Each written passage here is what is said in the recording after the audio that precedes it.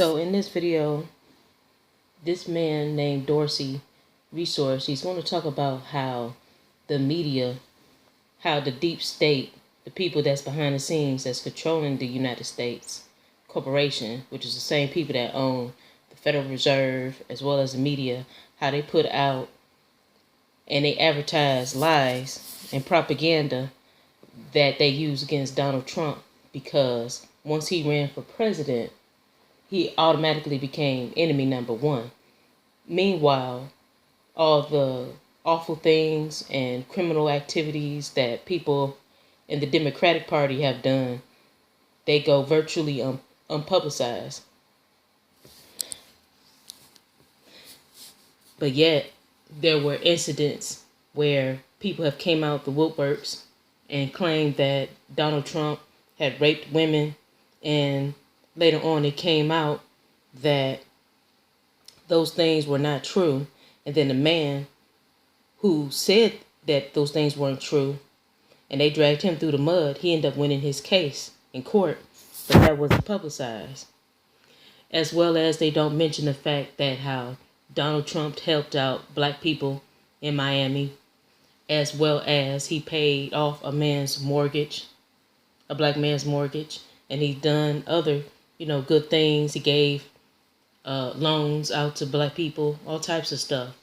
And in my opinion, and I also think that the research guy, he also pointed out this as well, and I agree with him, is the fact that it seemed as though as soon as Ice Cube came to the former president with the black contract with Black America, that's when stuff hit the fan, because they knew that Donald Trump then came out with the Platinum Plan, which was going to give compensation to black people that identified as either African American, which we know is a descendant of African slaves, or the American Indians. And they just couldn't take that risk of him doing that. So then that's why all this stuff is coming out. And this is the reason why people need to do their research when it comes to the Democratic Party, Republican Party, and really look at alternative media and see what's really going on.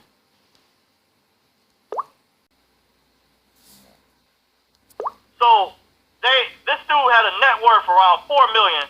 Do you know how much Obama's worth now? Now, a friend of mine pointed this out. I don't really get it, manage people's pockets. I don't micromanage, but a friend of mine said Obama's worth like $1 billion now. I heard he was in talks to buy an NBA team before they had to sell the Phoenix Suns when Robert Sarver got caught up in a scandal that he was abusive to his employees, which I believe it was going on after the NBA investigated. It was true he was forced. He ended up just deciding which was better to just sell the team. That incident. But I heard Obama was one of the few people that was in talks, and the only reason LeBron James couldn't buy it, and LeBron is a billionaire, by the way, is because LeBron is still currently playing. I think you can't be, before you can purchase the team, you can't be currently playing one of the rules or whatever. At least they have some type of rules in place. But Obama was in talks. What does that tell you? So he went in office with a net worth around $4 million. Came out right around now, they estimate he's a billionaire. Folks, that's called corruption.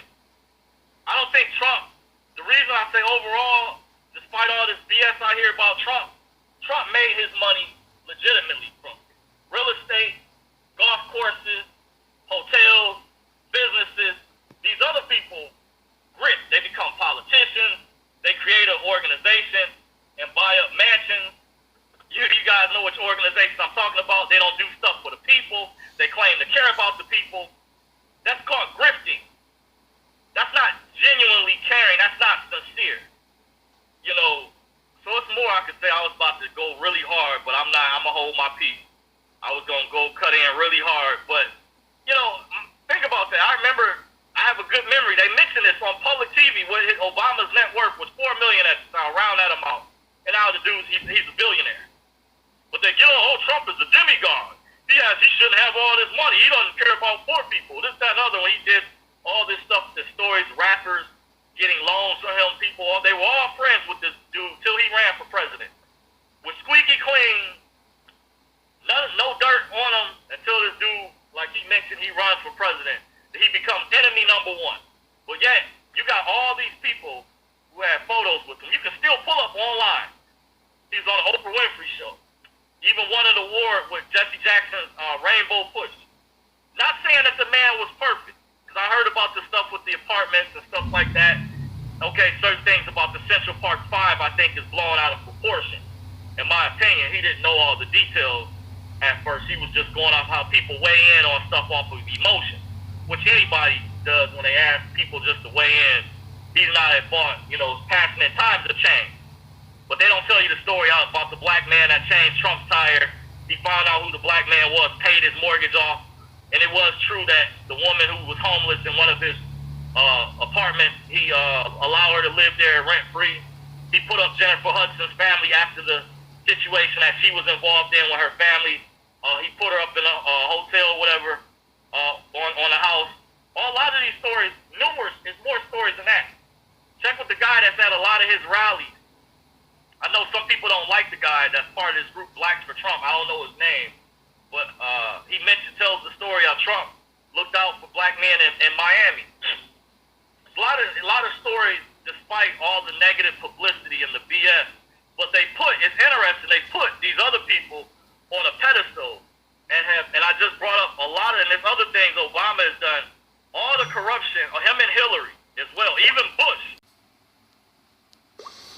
Well, we could not find a registered organization by that name. Nonetheless, the man at the center of this story is an eager supporter of the president who traveled 2,000 miles away for that rally in Phoenix, where he says he only got that prime seat because he got there early. I will not mention any names. The fiery presidential rally in Phoenix just last night was met with applause by the crowd. But the sign-holding man right behind, who got the nod from the president, had the country whispering. He's a supporter from South Florida who calls himself Michael the Black Man. They said, "You gonna sit by yourself?" I said, "Yeah." "Oh, okay. And nobody said nothing. They don't say anything. But they're so glad that somebody black is gonna come up there. I don't know if they're really glad, but whatever it is, they don't say nothing." Maurice Simonet is his real name, and he's been a constant sight at Trump events, usually holding a Blacks for Trump sign that pushes people to a website filled with the wild rant of all sorts of conspiracy theories mired in religion. According to state records, the 58-year-old runs Boss Group Ministries based in northwest Miami-Dade, a group that made news last year when a man was shot and killed at a home it owns in Plantation after a house party got out of hand. Simonet was even affiliated with cult leader Yahweh Ben Yahweh years ago, arrested, accused, and acquitted of a string of charges, including conspiracy to murder. Does Mr. Trump know about your association years ago with Yahweh Ben Yahweh? I really don't know if he knows. I haven't asked him. But, Moses was accused of murder, but he was still the Messiah. Don't be rude. Can you give us a question? Don't be rude. No, I'm not going to give you a question. I'm not going to give you a question. Can you state categorically? You are fake news. Sir, go ahead. Can you state categorically that nobody... So as you just heard, that Trump said, fake news, because he knows that there's a handful of people or families that own the media. Just like Washington, D.C. is basically a corporate city-state that is controlled by 3 different entities. One being the British Crown, which is now basically King Charles III, which is London, controls Washington, D.C., as well as the Vatican, and as well as whoever owns the corporate state of District of Columbia. And then those same families that own and control Washington, D.C. are the same ones that control the Federal Reserve and the government, and have their hands in the political environment that's in Washington, D.C. Hence the reason why Trump called it the swamp.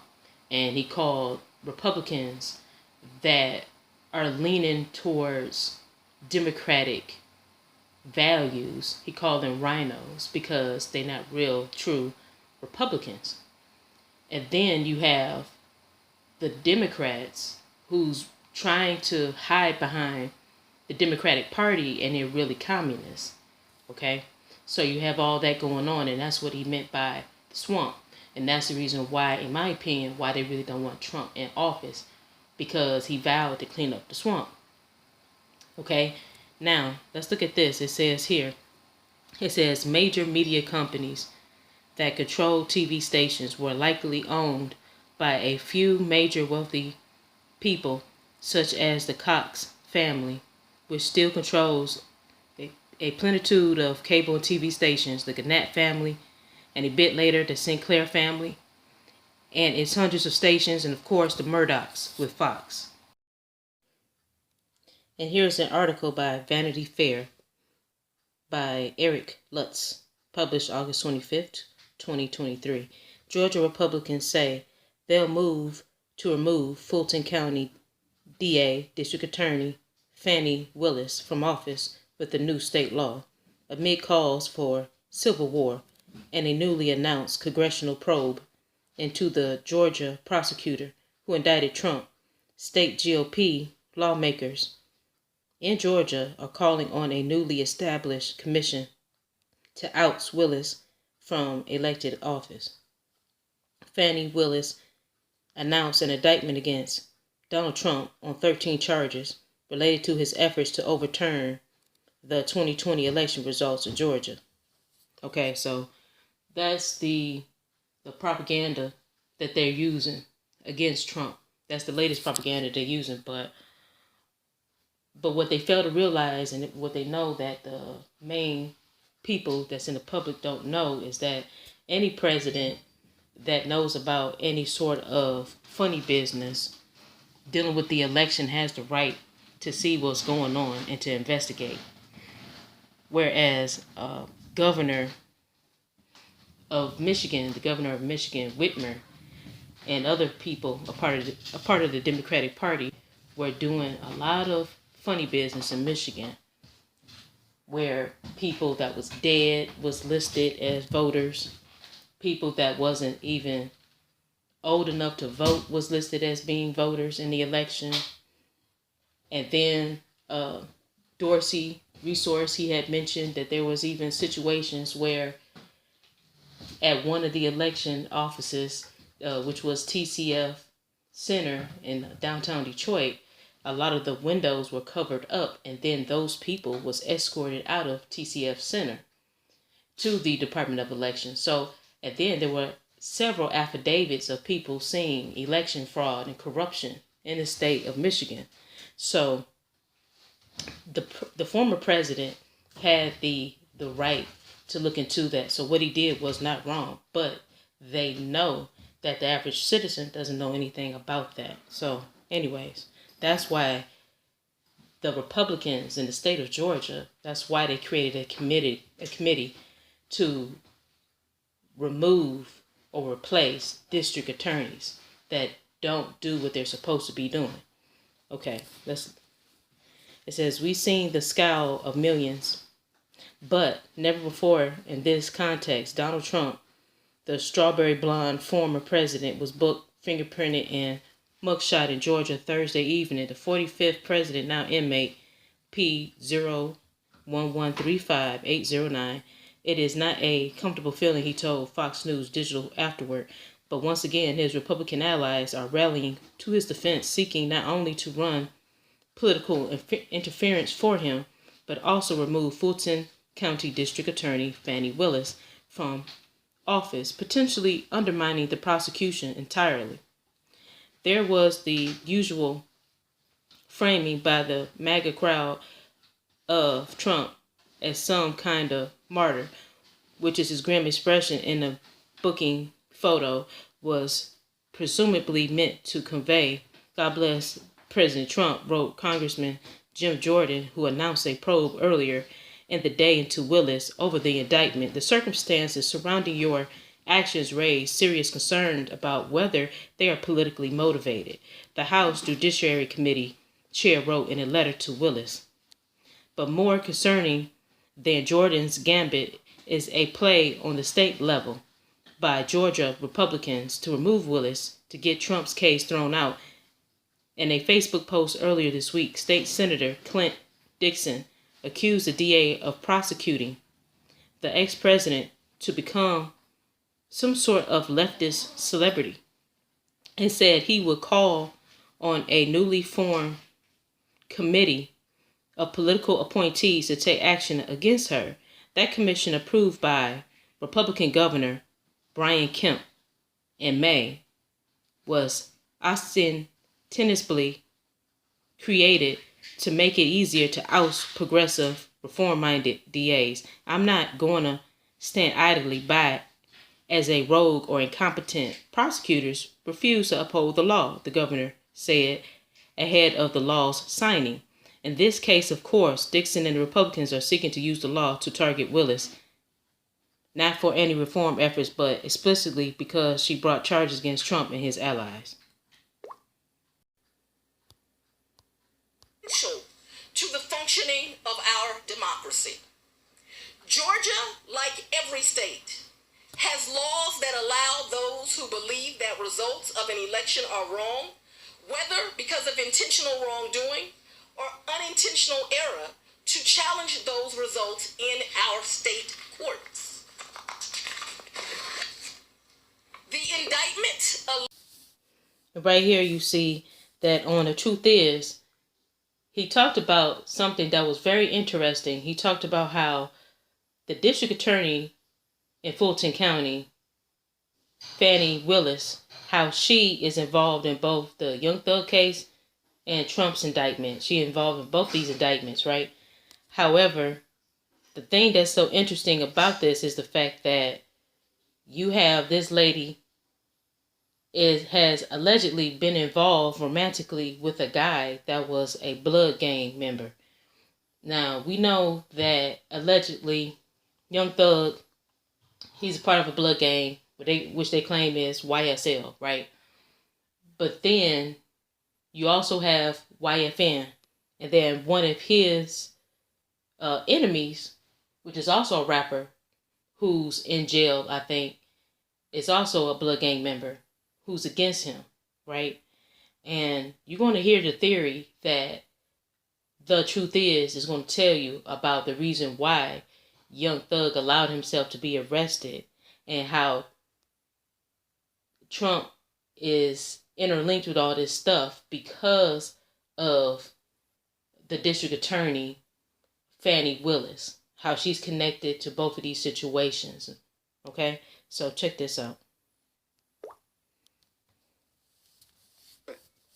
Last year in May 2022, Young Thug was arrested and charged with RICO as he was being accused of being the head of the criminal organization known as YSL. According to the authorities, Thug and his gang were terrorizing the streets of Atlanta, with the authorities even alleging that Thug himself ordered hits on his rivals along with many other criminal offenses. It's been more than a year later, and Young Thug still remains in jail, still waiting for the jury selection process to finish. To many people at the beginning of all of this, when the charges were revealed, people thought Young Thug was done for. But after some time has passed and more information about the case was revealed, people started to feel hope for Thug. The fact that it's been 8 months since the jury selection process started shows that there's way more to this trial. This became even more evident when Donald Trump somehow ended up associated with the case. A couple days back on August 8th, Donald Trump was talking at a rally he held in New Hampshire. During his speech, at a certain point, he decided to address the Georgia District Attorney, Fani Willis, who he stated was going to be filing an indictment on him soon.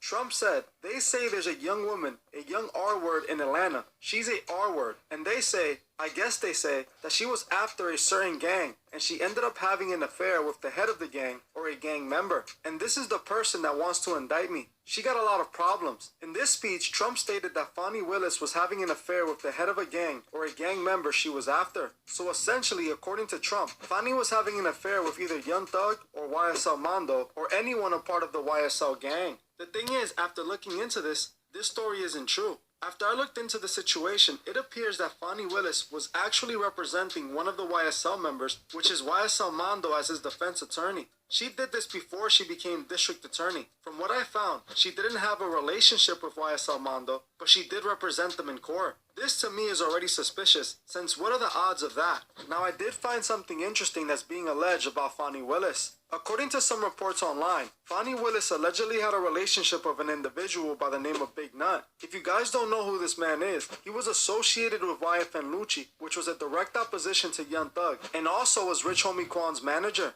According to these reports, Fani and Big Nut allegedly had a secret romantic relationship and were in love. At the same time this was happening, Big Nut was having a disagreement with Young Thug and Birdman over trying to sign Rich Homie Quan, who was his artist. When Big Nut got in the way of the deal taking place, allegedly, Thug had Big Nut taken out by his crew. When Rich Homie Quan refused to sign to Thug because his father advised him not to, Thug also went after Rich Homie Quan's father, trying to take him out as well. So basically, this means that Fani Willis is not in a relationship with Young Thug or anyone on his side, but she was allegedly in a relationship with Big Nut, who was against Young Thug. This case to me is just looking more and more scripted as time goes by. The fact that Fani Willis was defending a YSL member before she then goes and tries to bring down YSL speaks for itself. In my opinion, it looks like to me that these people all know each other. When YSL Mando spoke about how he met Fani Willis, he said he was recommended her by his people. This to me points to Fani Willis being affiliated with those a part of the YSL case. So seeing her on the other side of them raises suspicions to me. If she was in a relationship with Big Nut, why would she then represent YSL Mando if the YSL crew were the one who took him out? This didn't add up to me. YSL was technically beefing with Big Nut's people, so why would Fani represent Mando if she was allegedly Big Nut's lover and was hurt? I wouldn't be surprised if Fani is a Masonic puppet just like Young Thug. To get to her level, we know you have to play ball, especially in the judicial system. I am confident Thug would either end up getting off with a slap on the wrist or with the charges being dismissed. To me, this is all theatrical. It's all staged. There's another reason Thug is in jail. Thug admitted he's a Mason that beats all his cases, and he wasn't lying. When Thug allegedly hired his road manager to take out Lil Wayne, and he hit up Lil Wayne's tour bus, nothing happened to neither Birdman, who was involved, or Young Thug. Even though they were the ones that ordered it all to go down, nothing happened to them at all. This is because they're both protected. They both took the Masonic oath. Since Donald Trump put this information out there, Fani has come out to let the world know this isn't true and that Donald Trump is just making this up. Fani Willis announces that she would be charging Donald Trump with the RICO Act. I honestly believe this is 100% the reason Donald Trump came out and said this. So in review, as you saw here, that Trump had did a lot of good things for black people. As you know, American Indians were reclassified as black people, and it was reclassified as Negro and colored a long time ago in order to take them away from their heritage, but most importantly, to separate them from the land and the natural resources, and them being a authority over the land and resources. And the contract with Black America that Ice Cube had introduced to the former president Donald J. Trump, that was a way that people of African descent who can prove that they descended from enslaved Africans, as well as Indians, American Indians, that were reclassified as Negroes, blacks, and coloreds, was going to finally have their chance to get reparations for what the United States of America has done to them, right?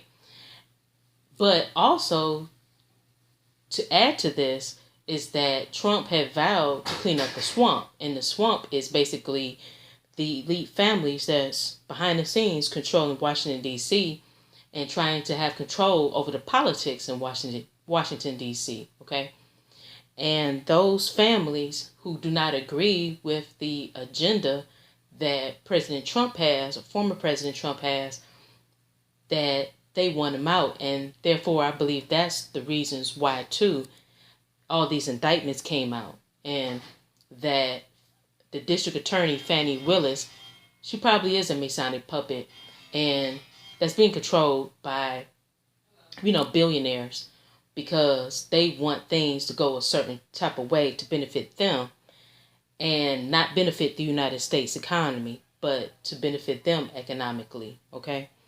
So I could see that being the case, and also the fact that they trying to hold off as much as they possibly can from giving money that's owed to American Indians and also people that descended from African people that were enslaved. So all of those things, plus the fact that he has given money to black rappers, as well as he helped, black men or so-called black men in the city of Miami, okay? And then he also have gave loans to, black rappers, and he also has supported the objective of Jesse Jackson for the whole, I think it's Rainbow Push, and Jesse Jackson gave him an award for that, and I showed you guys that. And plus, he had the support of Oprah Winfrey, okay, who is also tied into the secret society as well. All these people are tied into secret societies, okay, and so all these people, the Puff Daddy, which is known by P Diddy, Snoop Dogg, Little John. The list goes on. All these people, Lil Wayne, all these people, Oprah, Jesse Jackson, Al Sharpton, the list goes on. All these people supported him. But then as soon as they got tapped on the shoulder to not support him, then that's when they pulled their support away from him. So that's why I said you have to dig deeper and do your research and really dig deep and look for alternative news to really find out what's really going on.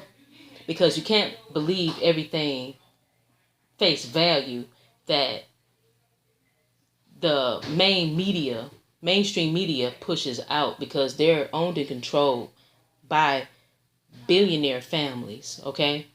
And these billionaire families only want a certain narrative to be pushed out, and everything else that's against that narrative, they don't bring it to the forefront, okay? So you have to be careful about that, and you have to be careful about calling people names and saying that they're wrong about supporting a certain person or a candidate when you don't have all the facts. So please, if you like this broadcast, please subscribe to my channel. Please like this video. And also, remember to hit the notification bell so that you can be informed when I drop a new video. Thank you.